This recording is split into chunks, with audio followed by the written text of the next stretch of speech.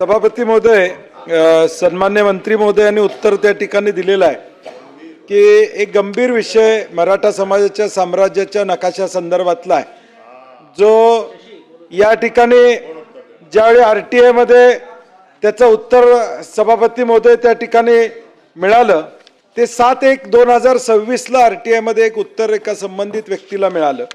परंतु इथं आपण या ठिकाणी सांगताय की 30 जानेवारी 2026 केंद्रीय शिक्षण मंत्री यांना उद्देशून लिहिलेल्या पत्रान्वये छत्रपती शिवाजी महाराज यांच्या इतिहासाचा व्यापक स्वरूपात अभ्यासक्रमात समावेश करण्याविषयी CBSE विनंती केली.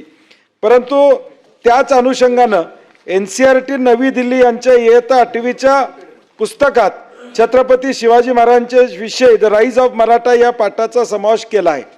आता ह्यावेळी जे तुम्ही सूचना दिल्या त्यावेळी या नकाशा संदर्भात तुमची चर्चा झाली नाही का? ज्यावेळी या सगळ्या गोष्टीची तुम्ही पाठ थोपटून घेतली, आम्ही अभिनंदन केलं की सरकारनं या ठिकाणी जवळजवळ 2200 ते 2500 शब्दात माहिती आज आली, त्याबद्दल आम्ही कौतुक केलं की याचा पाठपुरावा झाला, त्याबद्दल अभिनंदनच आहे. परंतु ज्यावेळी ही सगळं करत असताना त्यावेळी सरकारच्या लक्षात आलं नाही का या नकाशाच्या संदर्भात? अगदी RTI मध्ये माणूस त्या ठिकाणी माहिती काढतो आणि मग सरकार जागं होतं. त्यात देखील शेवटचं वाक्य आपल्या उत्तरातलं आपण बघितलं तर इयत्ता 8वीच्या सामाजिक शास्त्र विषयाच्या हिंदी व उर्दू माध्यमाच्या पुस्तकातून तो वगळला आल्याचं दिसून येतं. या संदर्भात आवश्यक सुधारणा करण्याची विनंती केंद्र शासनाला करणार.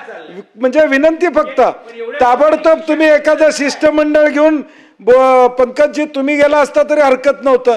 तुमच्या नेतृत्वाखाली जाऊन शिष्टमंडळ भेटून ताबडतोब दुरुस्ती या ठिकाणी केली पाहिजे. ती सभापती महोदय यातला सिरियसनेस प्रश्न सभापती महोदय यातला तुम्ही काय कार्यवाही करणार, कडक कारवाई काय करणार हे घ्या ना प्रश्न. सभापती महोदय यातला सिरियसनेस लक्षात घेता सरकार टाइम बाउंड काय कारवाई यामध्ये करणार आहे का?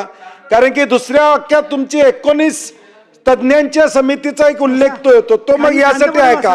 कारण की त्यात तुम्ही म्हणलेलं आहे, त्यात नकाशा हा उल्लेख केलेला आहे, काल रेषा सेकंड अँग्लो मराठा वॉर 1803-1805, मग त्याच्या आधीचा विषय त्यामध्ये येणार आहे का? याचा सविस्तर खुलासा सरकारने करावा.